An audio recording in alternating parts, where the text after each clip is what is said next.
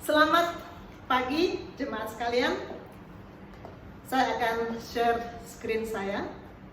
Selamat hari Minggu, apa kabar semuanya? Pasti luar biasa semuanya. Saya percaya kita anak-anak yang luar biasa di dalam Tuhan.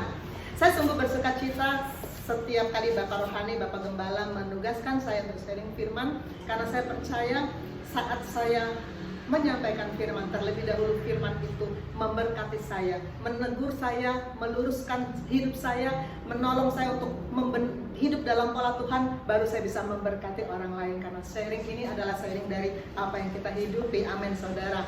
Topik judul yang akan saya bawakan adalah True Normal. True Normal. Ini slide yang flyer yang dibuat oleh Pastor Jerry. True Normal. Terima kasih Pastor Jerry, cantik sekali slide-nya. Kenapa true normal ya, kan sekarang lagi yang lagi ngehitsnya new normal. Tapi kenapa true normal? Sebetulnya tadinya aslinya judul sharing saya itu new normal sebenarnya. Tapi kemudian Pastor Pia memberi saya tadi pagi nih, Yesaya 26 ayat 9. Saya akan bacakan. Dengan segenap jiwa aku merindukan engkau pada waktu malam, juga dengan sepenuh hati aku mencari engkau pada waktu pagi. Sebab apabila engkau datang menghakimi bumi, maka penduduk dunia akan belajar apa yang benar. Apa yang benar. Pastor Pierre menggarisbawahi apa yang benar, bukan apa yang baru. Bukan apa yang baru. Jadi yang kita kejar bukan new normal, tapi true normal. Karena new normal yang sekarang kita hadapi sebetulnya bukan yang kita inginkan, bukan. Masih banyak keterbatasan kita. Semalam saya chatting dengan Pastor Pierre, bicarakan banyak hal, terus sampai ngomongin adik saya yang ada di Amerika. Lalu Pastor Pierre nanya gini, jadi kapan jalan-jalan ke Amerikanya? Wah, saya kan pernah cerita ya bahwa tadinya kami merencanakan Natal tahun baru ini mau liburan ke Amerika. Tapi dalam new normal ini, apakah saya bisa ke sana? Nggak bisa. Jadi saya bilang nanti kami menunggu true normal. True normal. Kalau sudah true normal baru kita bisa benar-benar melakukan apa yang kita memang ingin lakukan.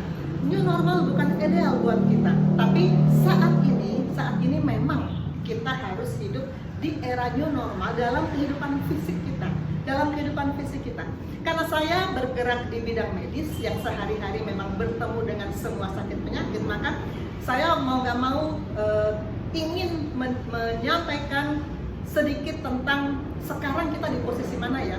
Kalau saudara-saudara lihat angka 5,1 itu angka dunia ketika saya sharing 2 bulan yang lalu.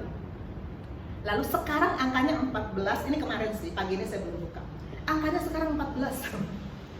14,195 sekian.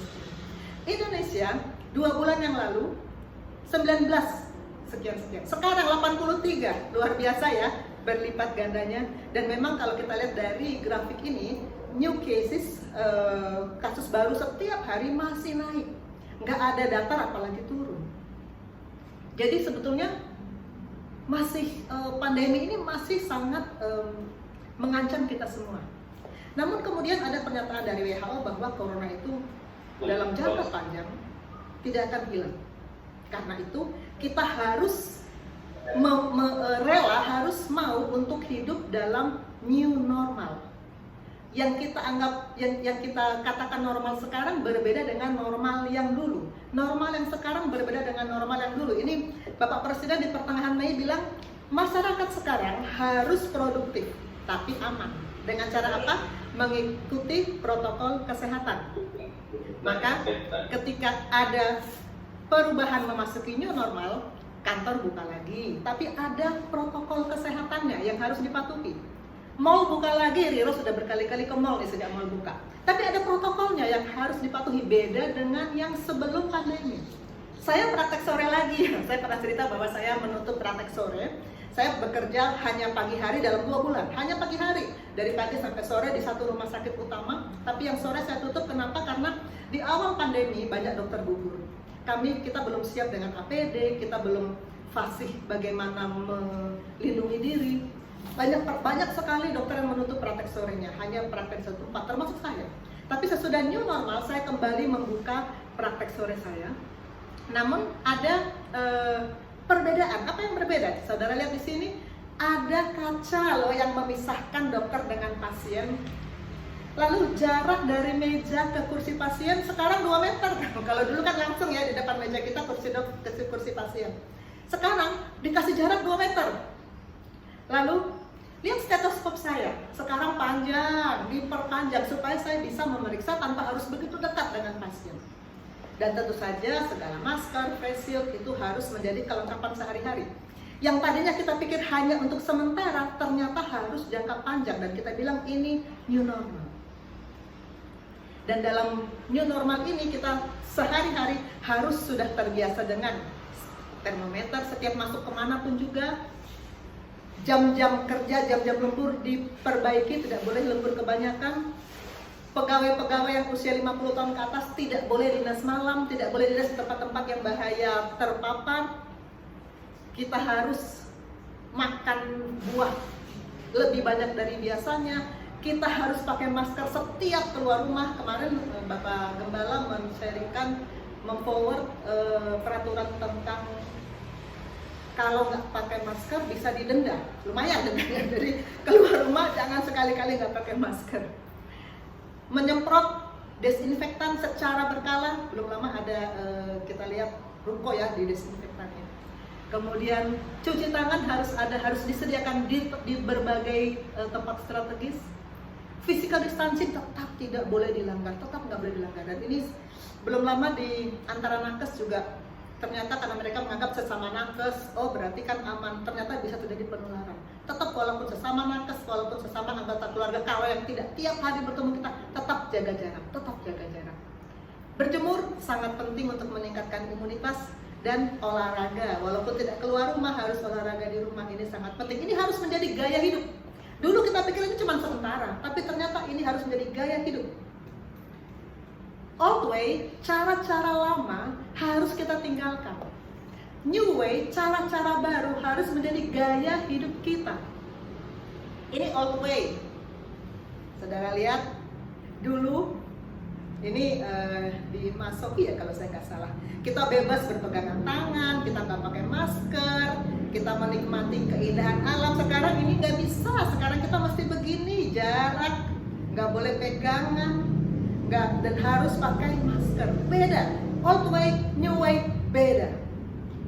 Dulu saya kalau praktek bercanda dengan semua orang, pakai baju dokter, bebas, tidak ada rasa harus membatasi diri. Sekarang kalau praktek sendirian, nggak boleh lagi bergerombol kemana-mana, dan pakai baju astronot. Dulu saya dengan murid-murid saya bebas berkumpul, belajar mengajar, ada ruang kuliah kita tidak terbatas, tidak dibatasi oleh berbagai protokol kesehatan. Sekarang saya kalau mengajar begini, di ruang Zoom. Sekarang saya sudah punya koas, tapi saya belum pernah ketemu mereka secara fisik. Saya hanya bertemu mereka di Zoom. Nanti mungkin 3 minggu lagi mereka sih akan datang ke rumah sakit, tapi sangat dibatasi. Baik jamnya maupun mereka hanya bisa observe, tidak boleh mereka lebih dekat dari 2 meter dengan pasien, semua sangat dibatasi. Inilah new normal dalam kehidupan fisik kita. Apa hakikat yang paling penting dari new normal? Change, berubah. Harus berubah, cara-cara lama harus ditinggalkan, cara-cara baru harus menjadi gaya hidup. Menjadi gaya hidup yang dulu kita anggap normal, sekarang kita harus anggap nggak normal. Dulu kita kalau keluar rumah nggak pakai masker kan biasa, hanya yang batuk loh yang pakai masker. Sekarang keluar rumah nggak pakai masker nggak normal. Yang normal itu keluar rumah harus pakai masker. Berubah. Untuk mengejar true normal, kita tidak cukup hanya new normal ya. Dengan new normal saya nggak bisa ke tempat adik saya. Banyak hal yang masih terbatas. Kita harus mengejar true normal. Untuk mencapai true normal, normal sejati, kita juga harus berubah. Berubah itu tidak cukup hanya berhenti melakukan apa yang salah. Tidak cukup hanya berhenti melakukan apa yang tidak benar. Tapi harus ada tindakan. Saya ambil Roma 12 ayat 2 menjadi ayat utama hari ini. Janganlah kamu menjadi serupa dengan dunia ini, tapi berubahlah oleh pembaruan budimu, sehingga kamu dapat membedakan mana kehendak Allah, apa yang baik, yang berkenan kepada Allah, dan yang sempurna. Kalimat pertama, Jangan kamu menjadi serupa dengan dunia ini. Kalau nggak serupa berarti apa? Berbeda. Kamu harus berbeda dengan dunia, begitu kata Paulus. Nggak boleh serupa, harus berbeda. Gelap dan terang tidak mungkin mirip, pasti sangat berbeda. Saya ingat Bapak Rohani ketika sharing di Natal kemarin tentang terang. Di dalam dia adalah terang dunia, sama sekali tidak ada kegelapan. Tidak bisa ada unsur kegelapan di dalam terang. Paulus berkata kepada jemaat di Efesus, memang dahulu kamu adalah kegelapan. Dahulu memang kamu kegelapan, tetapi sekarang kamu adalah terang di dalam Tuhan. Beda terang dan gelap tidak perlu diragukan, tidak perlu yang mana sih yang saya nggak bisa bedakan tuh terang atau gelap, nggak mungkin, pasti bisa dibedakan. Sekarang kamu terang dalam Tuhan, sebab itu hiduplah sebagai anak-anak terang. Hiduplah. Hidup itu bukan cuma 1 jam, bukan cuma 1 hari, bukan cuma 1 tahun. Selama kita hidup, kita harus hidup sebagai anak-anak terang. Berarti perubahan itu harus terus-menerus ada selama kita berada di dalam posisi anak-anak terang. Kita harus berbeda. Berbeda dari anak-anak kegelapan. Orang harus bisa membedakan. Orang harus bisa membedakan.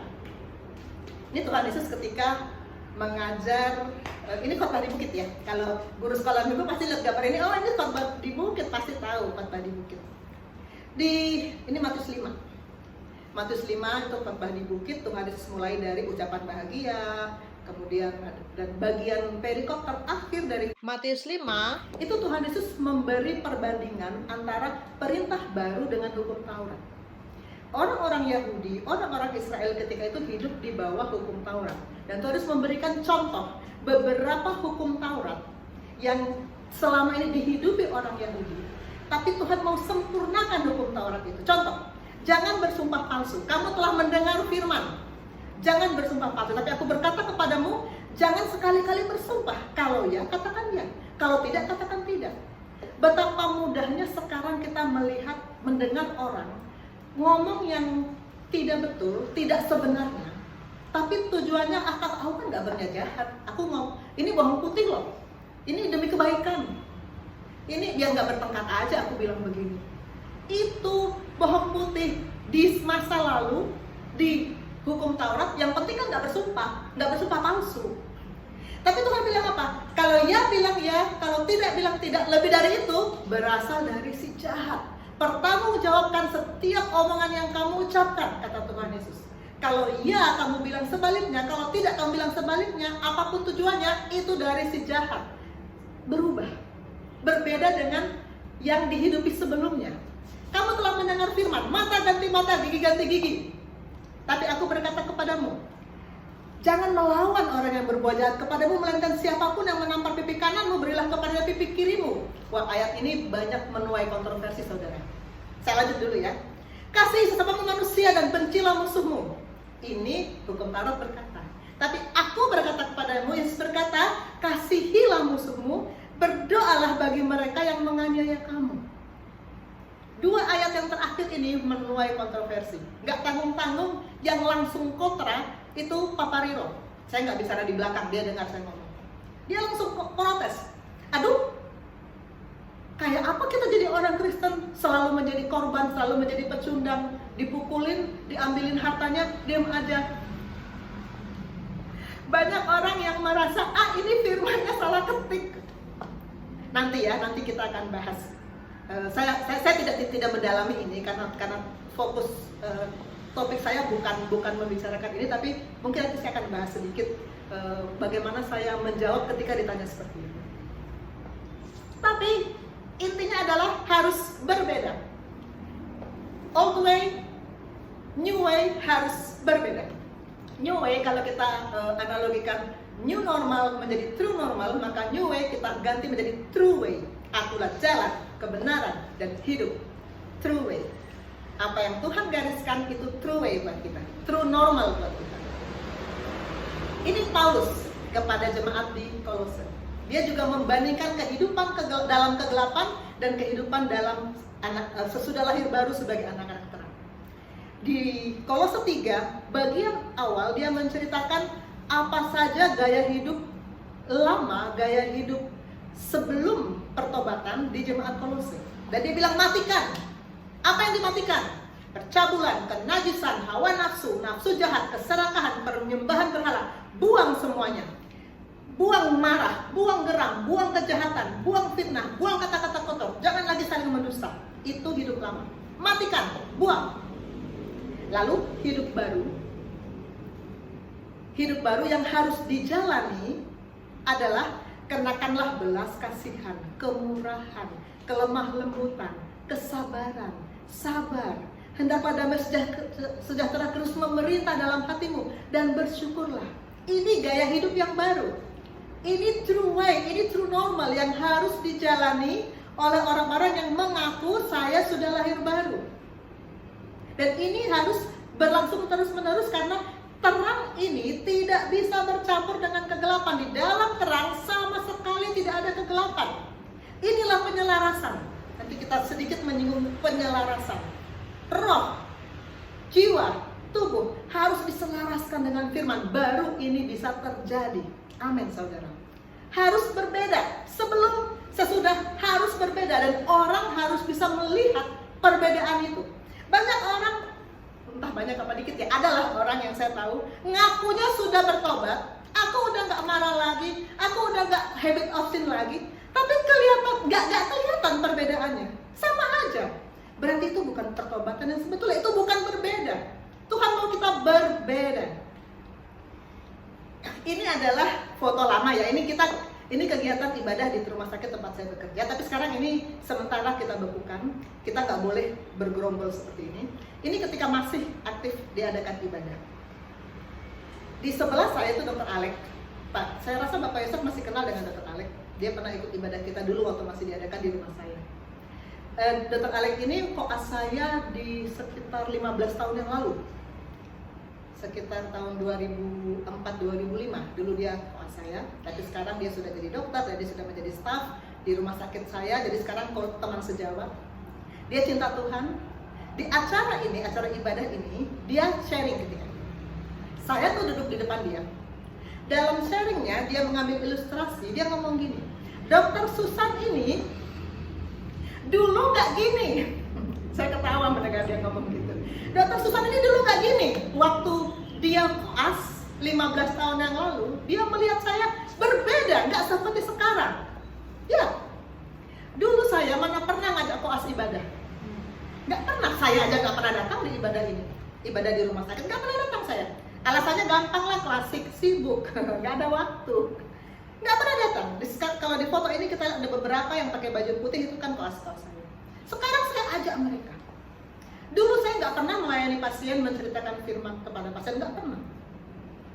Sekarang sebelum pandemi ya, sesudah dalam pandemi tentu semuanya sulit. Pakai masker 3 lapis ngomong aja susah. Tapi sebelum pandemi, saya selalu memberi waktu untuk melayani pasien dan saya ajak koas saya latih untuk menyampaikan firman dan mendoakan pasien. Berubah. Dulu saya kalau waktu zamannya Alek ya, waktu zaman Dr. Alek, kalau ada koas yang saya nilai ya, bodohnya kebangetan, saya pasti juteknya minta ampun. Mereka dulu bilang saya punya eagle eyes, ada mata elangnya kalau sudah menatap dengan tajam. Koas mutar semua. Tapi sekarang saya lebih bisa memahami mereka.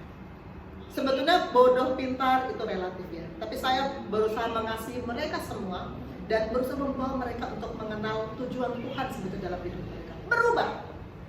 Orang lain bisa melihat betapa kita berubah. Ini mama saya. Saya mungkin pernah beberapa kali menceritakan bahwa mama saya ini cinta Tuhan, mama saya ini temannya Pak Yosef, mama saya ini aktif melayani. Tapi saya mungkin belum pernah menceritakan bagaimana mama saya sebelum bertobat. Sebelum bertobat saudara, mama saya ini, rumah kami bagaikan neraka kecil, atau mungkin neraka besar ya. Karena mama saya ini luar biasa pemarahnya. Dan kalau dia marah, kami tuh dipukulin. Kami tuh masih anak-anak kecil, dijejerin, sudah dipukulin semua. Aduh, sekarang puji Tuhan tidak ada rasa pahit hati, kami sudah melepas pengampunan, mama juga sudah sungguh-sungguh bertobat. Tapi dulu Bapak sampai bilang gini, saya kira dulu kamu tuh udah gila ngomong gitu ke mama saya. Saya sebetulnya tidak terlalu ingat betul peristiwa pertobatan mama saya, tapi mama itu sesudah bertobat, dia selalu rutin memanggil mahasiswa-mahasiswa. Kami tinggal di komplek pendidikan. Lalu mahasiswa-mahasiswa dari seluruh Nusantara tinggal di asrama selama 2 tahun untuk mengikuti pendidikan itu di mana bapak saya menjadi guru. Mama memanggil semua secara bergilir, semua mahasiswa yang beragama Kristen. Untuk apa? Diinjili dan dilepaskan dari ikatan kuasa kegelapan. Karena mama yakin di daerah-daerah ikatan kuasa kegelapan luar biasa. Karena mama ketika bertobat dan lahir baru, dia baru menyadari bahwa dia terikat kuasa gelap. Itu yang membuat dia luar biasa kejam terhadap kami dan terhadap bapak saya. Dan dia dilepaskan dari ikatan kuasa kegelapan itu. Dia menceritakan begitu dilepaskan dari ikatan kuasa kegelapan, dia merasa damai sejahtera yang luar biasa dan perilakunya langsung diubahkan. Saya mendengar kesaksian mama ini dari karena mama selalu menyaksikan apa yang terjadi dalam hidupnya kepada orang-orang yang diinjili. Di ruang tamu tempat mama menyampaikan firman, sebelahnya itu ruang belajar saya. Jadi saya tuh sering sekali mendengar bagaimana mama menceritakan kepada orang-orang yang dia injili, bagaimana peristiwa dia bertobat. Lama-lama saya hafal betapa dulu mama begitu kejam, kami dipukulin, kami dimarahin. Tapi sesudah dia bertobat, dia berubah luar biasa sampai bapak saya ikut menerima Tuhan Yesus. Bapak saya juga tidak mengerti tentang kelahiran baru. Melihat mama saya berubah, bapak saya langsung bilang, saya juga mau terima Tuhan Yesus. Bapak saya juga lahir baru. Sesudah mama berubah, kami seorang demi seorang dibawa. Mama selalu rajin ikut KTN Batu Malang. Disitulah mama bertemu dengan Bapak Yosef. Mama ikut sekolah Alkitab malam supaya dia punya bekal untuk bisa menginjil. Dia sangat suka menyampaikan firman kemana-mana. Dia berubah dari yang begitu dikuasai oleh roh kegelapan, ikatan kuasa gelap, sifat-sifat marah. Dia berubah menjadi begitu cinta Tuhan, mengajar anak-anaknya untuk juga ikut Tuhan. Kami semua satu demi satu diajak untuk terima Tuhan Yesus. Dan kami terus diajar bagaimana cinta Tuhan, cinta pekerjaan Tuhan, mendukung pekerjaan Tuhan, cinta hamba Tuhan. Semua itu ajaran dari mama yang sangat saya sukai, sangat saya patuhi sampai sekarang. Dan itu yang membuat saya juga terus rindu untuk terus mengejar firman. Karena saya diajar oleh mama saya. Berubah, perubahannya jelas kelihatan. Sampai bapak saya ikut bertobat melihat perubahan mama saya. Perubahan itu pasti kelihatan. Satu lagi perubahan yang mau saya ceritakan, tapi saya mau anaknya sendiri yang cerita ya. Ini anak kesayangan saya, satu-satunya putri saya, Talita, mau menceritakan bagaimana juga dia berubah. Silakan sayang. Ya, saya ingin menyaksikan sedikit tentang bagaimana Tuhan merubah hidup saya dan juga bagaimana Tuhan sangat bekerja dalam kehidupan saya. Di saat pandemi mulai, saya mulai menyadari bahwa banyak banget hal yang terjadi pada saya, perubahan banyak sekali yang terjadi pada saya, dimana saat mulai sekolah dan menaiki kelas 11, saya mulai menyadari bahwa saya harus lebih rajin dan lebih bisa mengikuti sekolah dengan tepat waktu dan lebih baik, memiliki pengaturan waktu yang lebih baik juga, karena sebelum itu saya sempat malas untuk sekolah, malas untuk mengikuti pelajaran, tidak mengatur waktu dengan baik, dan juga banyak nilai-nilai yang tertunda. Dan saya tahu Tuhan mau saya untuk berubah lebih baik, dan di kelas 11 ini saya mengalami banyak hal yang sangat berbeda untuk bisa berubah. Dan juga saya mengalami dengan saya bisa bersaksi dengan suara saya, menyanyi, dan bisa ada di gereja dan lain-lain. Saya bisa merasakan bahwa Tuhan mau saya bekerja dalam lingkungan gereja ini menjadi berkat untuk banyak orang melalui suara saya dalam bentuk menyanyi. Dan juga saya juga bersyukur Tuhan mengubah saya dalam hal berani untuk sharingkan firman Tuhan atau apapun pendapat saya, karena dahulu sebelum ini saya sangat takut untuk berpendapat, karena menurut saya umur saya belum cukup untuk berpendapat di dalam suatu komunitas atau suatu tempat atau ibadah, karena menurut saya di umur saya yang masih muda ini saya belum pantas untuk mengatakan sesuatu yang ada di komunitas yang dewasa. Dan saya percaya Tuhan punya tujuan baik untuk saya yang bisa mengubah saya untuk menjadi lebih baik dan juga menjadi berkat untuk banyak orang. Jadi saya benar-benar memberikan sepenuhnya kehidupan saya untuk Tuhan. Pada saat saya kembali dari misi dari Ambon bersama Mama, itu mengubah kehidupan saya secara keseluruhan, membuka pemikiran saya secara lebih jauh dan memiliki sudut pandang yang mudah-mudahan sama dengan Tuhan. Sekian, itulah kesaksian dari saya. Semoga kesaksian ini memberkati kalian semua. Iya, puji Tuhan. Kalau setahun yang lalu saya nyuruh Talita bersaksi, pasti dia nggak mau. Boro-boro bersaksi seperti tadi, nyanyi juga dia nggak mau. Tapi sekarang puji Tuhan, dia berubah. Di sehari-hari di rumah juga dia berubah. Ceria. Kalau kita ibadah malam dia ikut memberi pendapat, dan pendapatnya tuh benar-benar pikiran-pikiran yang menunjukkan dia sudah semakin dewasa lagi. Saya puji Tuhan. Saya terima kasih Bapak Gembala sudah beberapa kali Talita menginap di Pondok Cabai, dan itu membuat dia berubah. Puji Tuhan. Berubah. Bukan hanya berhenti berbuat dosa. Banyak orang yang mengatakan, saya sudah berubah, saya sudah nggak marah lagi, saya sudah nggak mencuri lagi, saya sudah nggak ngomongin orang lagi. Berubah bukan hanya berhenti berbuat dosa. Lalu, ini adalah firman yang disampaikan Pastor Pierre dulu, waktu saya baru masuk di GSIM. Dulu saya waktu mendengar ini sebetulnya tidak terlalu nancep, tapi sudah saya renungkan sekarang, saya baru sungguh-sungguh mengerti. Efesus 4 ayat 28. Orang yang mencuri, janganlah ia mencuri lagi, tapi baiklah ia bekerja keras, melakukan pekerjaan yang baik dengan tangannya sendiri, supaya ia dapat membagikan sesuatu kepada orang yang berkekurangan. Artinya apa? Berhenti mencuri saja tidak cukup. Berhenti marah saja tidak cukup. Berhenti bohong saja tidak cukup. Berhenti malas aja tidak cukup.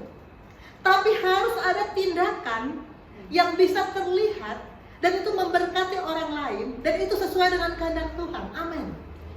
Tidak cukup hanya berubah, harus ada tindakan.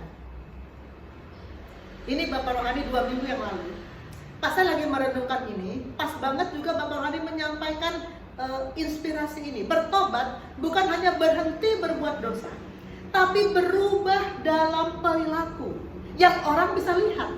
Orang bisa lihat dia berubah, orang bisa mengatakan dia berubah. Kalau sama aja ngomong saya sudah bertobat, itu tomat. Tomat kumat ya. Bapak Rohani 2 minggu lalu membaca sharing tentang Yesaya 1-4 ketika itu, tapi di Yesaya 1 bagian 16-17 ada perintah Tuhan, berhentilah berbuat jahat, belajarlah berbuat baik. Berhenti berbuat jahat tidak titik, tapi koma, ada kelanjutannya, belajar berbuat baik. Tuhan gak mau kita hanya berhenti, tapi harus lanjut melakukan apa yang baik dalam kacamata firman, bukan apa yang baik dari yang menurut kita. Nanti kita akan lihat apa yang baik. Ini Sakeus ya, anak sekolah itu pasti tahu. Ini Sakeus. Cerita Sakeus semua pasti tahu. Dia bukan orang yang disukai, dia pemungut cukai, suka malakin orang gitu ceritanya ya. Tapi sesudah dia bertemu dengan Yesus, dia berubah. Apa perubahan yang terjadi? Dia bilang, Tuhan, setengah dari milikku akan kuberikan kepada orang miskin. Wow, berarti dia kaya banget ya. Setengahnya dia kasih, dia masih tetap bisa hidup nyaman, pasti dia tuh kaya banget. Dan kalau ada yang kuperas di seseorang, akan kukembalikan. Luar biasa. Dia bukan hanya berhenti untuk malakin orang, bukan hanya berhenti untuk berbuat jahat, tapi dia melakukan apa yang baik, yang sesuai dengan kehendak Tuhan. Perubahannya terlihat, perubahannya dirasakan oleh semua orang. Itu berubah. Ini perempuan Samaria. Ini juga cerita sangat terkenal. Dia orang Samaria adalah orang yang oleh orang Israel dianggap sudah kafir, sudah campur dengan bangsa-bangsa. Ini Israel Utara, Tuhan Yesus Israel Selatan yang masih murni. Dan perempuan ini bukan cuma Samaria, dia juga perempuan yang gak benar. Dia punya 5 suami dan yang 6 ini bukan suaminya, lagi suami orang. Perempuan yang gak benar. Tapi sesudah dia bertemu Yesus di sumur Yakub, terjadi? Dia bisa menyampaikan kebenaran kepada orang-orang di kotanya, membawa orang-orang di kotanya untuk bertemu Yesus, dan banyak orang di Samaria menjadi percaya. Luar biasa. Coba kita lihat kehidupan kita. Kalau kita bilang kita sudah bertobat, berapa orang yang sudah kita bawa kepada Yesus? Kita kalah sama perempuan Samaria ini. Baru kenal Yesus, belum ikut pemuritan loh. Belum ikut sekolah Alkitab. Tapi dia sudah bisa bawa jiwa.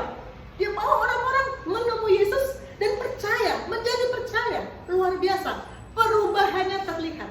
Perubahan itu harus terlihat. Amin, saudara. Ini yang lebih ekstrim lagi, lebih dahsyat lagi. Paulus. Sebelumnya Paulus ini siapa? Penganiaya jemaat. Dia orang hebat, orang terpandang, orang pintar, tapi dia menganiaya jemaat. Sesudah bertemu dengan Tuhan, apa yang terjadi? Dia berubah luar biasa. Namanya aja juga ikut berubah. Kalau tadi Zakheus kayaknya dia nggak ganti nama ya. Perempuan Samaria nggak pernah disebut namanya. Tapi Paulus namanya juga tadi Saulus namanya tadinya ya. Berubah jadi Paulus, dan dia berkata, bagiku hidup adalah Kristus dan mati adalah keuntungan. Jika aku harus hidup di dunia ini, itu berarti bagiku bekerja memberi buah. Hidupnya bukan lagi untuk mencari apa yang nyaman buat dia, apa yang aman buat dia, apa yang berguna buat dia. Enggak. Hidupku adalah Kristus. Kalau aku masih hidup, aku harus bekerja memberi buah. Luar biasa. Perubahannya sangat nyata. Dia menjadi pekabar Injil bukan cuma di Yerusalem, tapi juga di Asia Kecil. Dia mengantarkan Injil bukan cuma pada orang Yahudi, tapi juga pada orang Yunani, pada orang Romawi. Luar biasa. Dan dia menulis, mungkin paling banyak, saya yakin paling banyak di Alkitab. 14 kitab dia tulis. Dan semua kitab yang ditulis Paulus itu sangat-sangat memberkati buat kita. Sangat-sangat sering menjadi bahan sharing, bahan khotbah.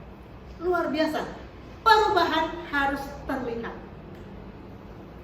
Kenapa sih kalau berubah, kalau bertobat, tidak cukup hanya berhenti di melakukan dosa, berhenti melakukan dosa? Kenapa nggak cukup berhenti melakukan dosa? Saya dulu pemarah, sekarang saya berhenti marah. Kenapa nggak cukup? Saya dulu pencuri, sekarang saya berhenti mencuri. Kenapa nggak cukup? Tapi harus berbalik arah, melakukan yang sebaliknya, yang memberkati orang lain, yang berdampak pada orang lain. Kenapa harus sebaliknya, berbalik arah? Kenapa? Karena arus dunia akan terus mendorong kita menjauhi Tuhan, terus mendorong kita menjauhi firman. Dunia ini sedang lenyap dengan keinginannya. Kalau kita diam, kita akan terseret arus. Kita harus terus maju. Saudara lihat ini orang berdayung, kalau dia berhenti berdayung, perahunya akan terseret. Harus terus maju, melakukan apa yang Tuhan mau. Baru bisa mencapai tujuan Tuhan. Baru bisa mencapai true normal. Tidak cukup hanya berhenti, harus maju. Amin, saudara. Kita sambung. Jangan menjadi serupa dengan dunia ini, tapi berubahlah oleh pembaruan budimu. Budimu. Kenapa budi disebut-sebut? Saya buka kamus supaya jangan salah mengartikan budi. Apa itu budi? Ini ibu budi, ini bapak budi. Oh bukan ya. Waktu saya mulai belajar membaca, saya hafal banget sama yang namanya budi. Budi kalau kata kamus adalah alat batin yang merupakan panduan akal dan perasaan untuk menimbang baik dan buruk. Akal dan perasaan. Maka budi itu adalah komponen dari jiwa. Dari jiwa. Ini saya pinjam slide-nya Pastorio, tapi saya rasa ini dibuat bersama oleh tim gembala karena Bapak Gembala pernah pakai, Pastor Pierre pernah pakai. 3 tahap pembenaran. Saya sangat diberkati oleh pemuritan yang mengajarkan tentang 3 tahap pembenaran ini. Jemaat yang belum ikut pemuritan saya ajak untuk ikut pemuritan karena sangat-sangat banyak memberkati kita dengan pemahaman yang benar tentang apa yang Tuhan mau. 3 tahap pembenaran dimulai dari penyelarasan roh, pembenaran pasif ketika kita terima Tuhan Yesus, dia sudah mati bagi kita. Tapi itu belum selesai. Itu baru roh kita diselaraskan. Tapi jiwa dan tubuh kita harus terus-menerus diselaraskan dengan melalui proses pembenaran yang bersifat aktif, mematikan semua kedagingan dan melakukan apa yang firman suruhkan, dan itu terjadi tiap-tiap hari sepanjang hidup kita. Terima Tuhan Yesus satu kali, tapi menyelaraskan, melakukan pembenaran aktif itu tiap-tiap hari, bahkan tiap-tiap detik dalam hidup kita. Maka tadi dikatakan budi, pikiran, perasaan, keinginan, komponen dari jiwa kita harus diselaraskan, harus dibenarkan, harus berubah. Pikiran kedagingan harus dihilangkan. Pikiran kedagingan seringkali membantah firman. Saya kembali pada yang tadi saya ceritakan, ada firman yang mengatakan, kamu telah mendengar firman, kasihlah saudaramu, bencilah, kasihlah orang yang berbuat baik, bencilah musuhmu. Kalau kita punya pikiran kedagingan, seperti yang tadi saya ceritakan, yang dulu ya, suami saya pernah membantah dengan pikiran kedagingan, itu nggak mungkin. Bagaimana kalau orang datang lalu dirampokin harta kita diam aja? Itu pikiran kedagingan. Karena tidak pernah Tuhan memikirkan itu buat kita. Amin, saudara. Yang Tuhan pikirkan ada di firman. Yang Tuhan pikirkan adalah malaikat Tuhan diperintahkan berkemah, melindungi kita dan meluputkan kita. Bagaimana mungkin kita bisa berpikir kedagingan yang seperti itu? Pikiran kita harus diselaraskan dengan firman, bukan dengan mau-mau kita. Perasaan kita harus diselaraskan dengan firman. Keinginan kita harus diselaraskan dengan firman. Baru kita bisa berubah dengan pembaruan budi kita. Amin, saudara. Sehingga jangan kamu menjadi serupa, berubahlah oleh pembaruan budimu, sehingga kamu dapat membedakan mana kehendak Allah, harusnya disambung, dan mana yang bukan kehendak Allah. Mana kehendak Allah, mana kehendakmu sendiri, mana kehendak diri kita sendiri. Karena kita tidak selalu mudah membedakan mana kehendak Allah, mana kehendak diri sendiri. Yang lebih banyak itu mendesak itu kehendak diri sendiri loh. Ini inspirasi Bapak Rohani beberapa hari yang lalu di WA Group Gesim sangat memberkati saya. Dari 1 Yohanes 5. Inilah keberanian kita percaya kepadanya, bahwa Ia mengabulkan doa kita jika kita meminta sesuatu kepadanya menurut kehendaknya. Seringkali dalam doa kita mendesak Allah untuk melakukan kehendak kita.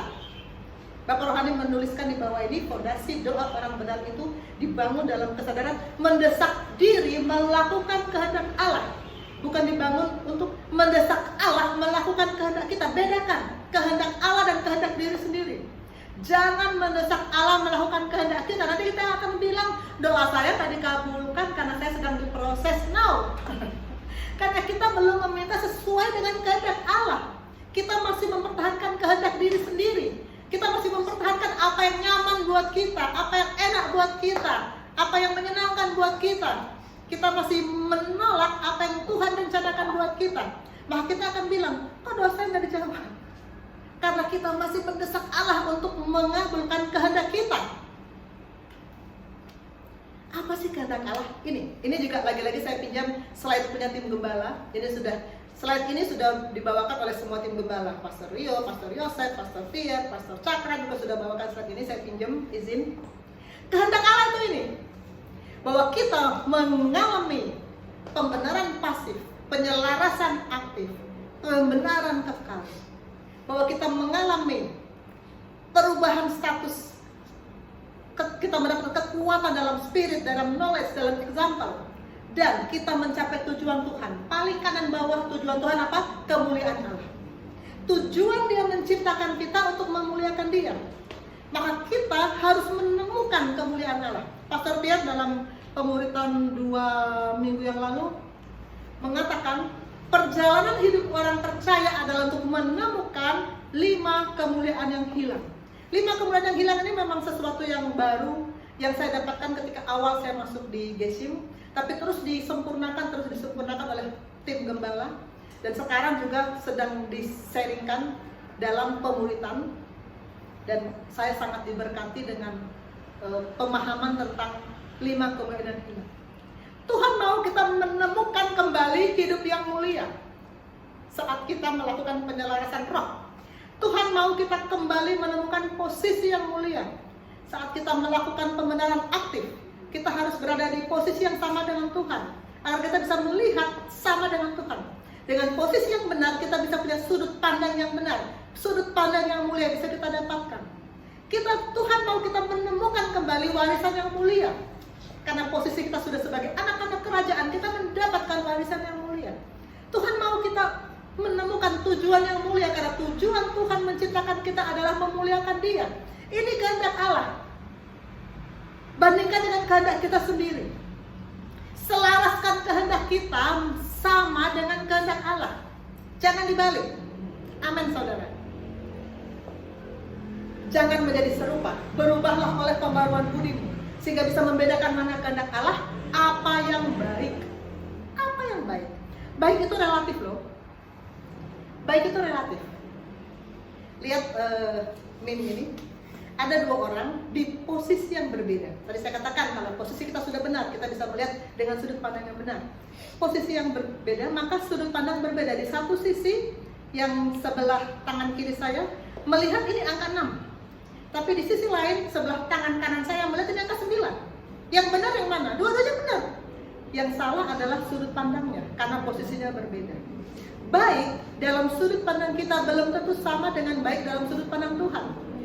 Maka yang Tuhan mau baik itu sesuai sudut pandang Tuhan. Saya punya segepok duit misalnya. Lalu saya kasih ini sama Talita. Oh, Talita akan senang sekali. Aduh, mama baik sekali sama aku, katanya gitu. Tapi apa kata Riro? Apakah Riro bilang, oh iya mama baik sekali? Riro akan bilang, mama gak adil. Riro ini padahal baru buka buku tabungan loh, jadi dia sekarang sudah mulai goda-goda saya, mama bisa lo transfer uang ke rekening aku. Baik itu tergantung sudut pandang. Baik itu tidak sama, yang baik bagi satu orang belum tentu baik bagi semua orang. Misalkan uang bisa bagi-bagi sama orang miskin, bisa bagi-bagi. Oh, orang miskin akan bilang, oh itu baik sekali. Tapi anak-anak bilang apa? Mama pelit, kami nggak dibagi, orang lain dibagi. Sudut pandang membedakan pemahaman, sudut pandang membedakan tindakan, sudut pandang membedakan kelakuan kita. Ini ayat dari Pastor Pierre waktu dia menjelaskan 5 kemuliaan yang hilang. Wahyu 4 ayat 1. Kemudian daripada itu aku melihat sesungguhnya sebuah pintu terbuka di surga. Ini yang nulis Yohanes ya, Rasul Yohanes. Dan suara yang dahulu telah kudengar, suara itu suara Yesus ketika mereka masih bersama-sama, dia sebagai murid Yesus. Dia dengar lagi suara Yesus berkata kepadaku seperti bunyi sangkakala, katanya, naiklah kemari. Yohanes disuruh naik ke tempat yang sama dengan anak domba Allah itu. Supaya apa? Bisa melihat apa yang dilihat oleh anak domba Allah itu. Kalau kita mau tahu apa yang baik, kita harus punya sudut pandang yang sama dengan firman, sudut pandang yang sama dengan anak domba Allah. Kita harus berada pada posisi yang sama dengan firman. Apa yang baik? Saya pernah sharingkan ini dalam topik Habit of Sin di 2 tahun yang lalu. Efesus 2 ayat 10.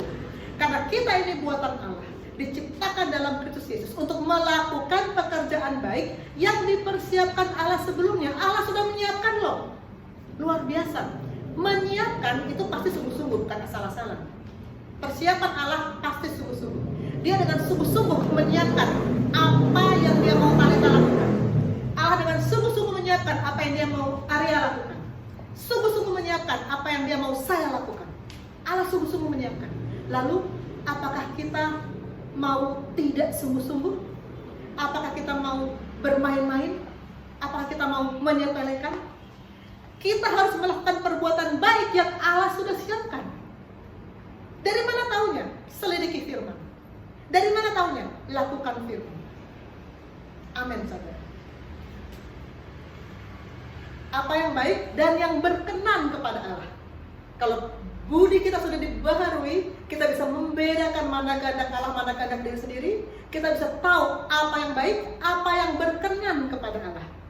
Lagi-lagi saya pinjam slide-nya Pastor Rio, izin Pastor. Ini ketika pemuritan, saya dapat banyak berkat dari pemuritan. Pastor Rio membicarakan banyak hal, tapi antara lain bagaimana berkenan kepada Allah. Kalau untuk bisa berkenan kepada Allah, kita harus pertama hidup dalam pola Tuhan. Kita sudah sangat hafal ayatnya, 1 Yohanes 2 ayat 6. Kita harus hidup sama seperti Kristus hidup. baru bisa berkenan kepada Allah. Polanya kita sudah lihat. Itulah true normal. New normal nggak cukup buat kita. New normal masih penuh keterbatasan. Masih banyak yang kita nggak bisa lakukan. Tapi kita harus mengejar true normal. Pola hidup di dalam Tuhan. Hidup dalam pola Tuhan. Pola lama harus dibuang. Ini tulisan Pastor Yoni. Pola baru harus digunakan. Old way harus ditinggalkan. Cara-cara lama harus ditinggalkan. Pola baru, true normal harus dijalani, harus digunakan. Pola itu adalah Tuhan itu sendiri, hidupnya Yesus sendiri yang harus menjadi pola bagi kita. Yang kedua, fungsi. Kita harus melakukan fungsi yang Tuhan mau, baru kita bisa berkenan kepada Tuhan. Fungsi Tuhan berikan kepada tiap-tiap orang talenta menurut kasih karunia. Tetapi bagaimana kita bisa mengembangkan talenta itu juga tergantung dari kerelaan kita menyerahkan diri untuk dibangun oleh Tuhan. Banyak orang punya talenta itu pintarnya dari dulu. Tapi sebelum dia sungguh-sungguh dengan Tuhan, dia ogah kalau disuruh kesaksian pujian, ogah. Belum sampai pada tahap menyerahkan diri untuk dibangun oleh Tuhan.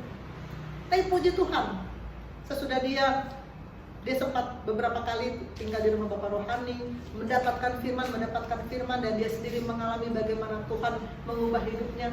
Dia sekarang selalu mau, bahkan bersaksi pun dia berani, luar biasa.